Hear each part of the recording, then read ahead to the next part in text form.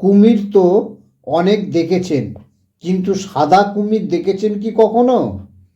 কুমিরের রং সাদা, এ আবার হয় নাকি? ফ্লোরিডার আয়ারল্যান্ডেতে জন্ম হয়েছে এক ছোট্ট কুমিরের, যার গায়ের রং শ্বেত ভাল্লুকের মতো ধবধবে সাদা। যেই ঘটনা চমকে দিয়েছে গোটা বিশ্বকে। আয়ারল্যান্ডের বনকর্মীদের দাবি এটি বিরল।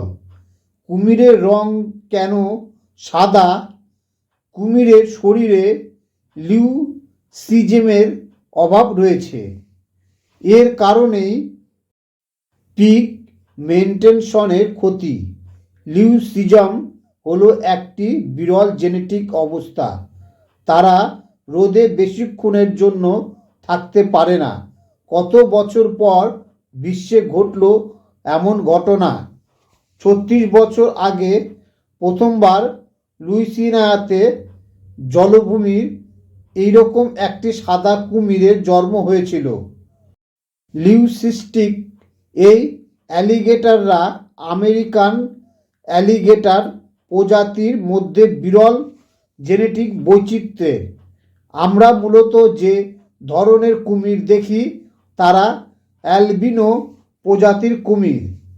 চোখ তাদের গোলাপি এবং উজ্জ্বল নীল চোখ হয়।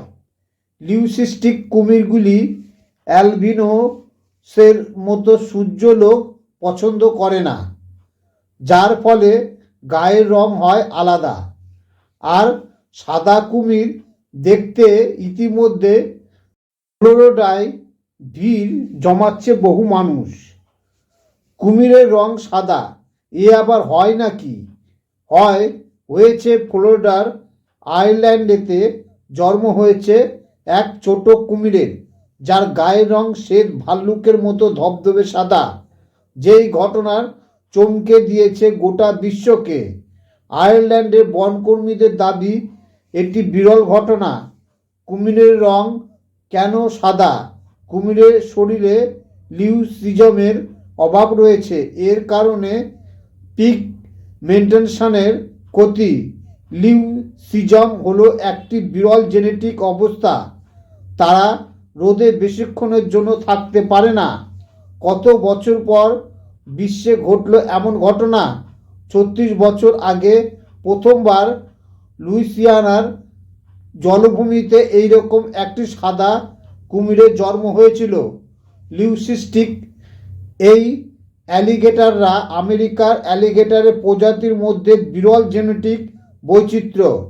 আমরা মূলত যে ধরনের কুমির দেখি তারা অ্যালবিনো প্রজাতির কুমির। চোখ তাদের গোলাপি এবং উজ্জ্বল নীল চোখ হয়।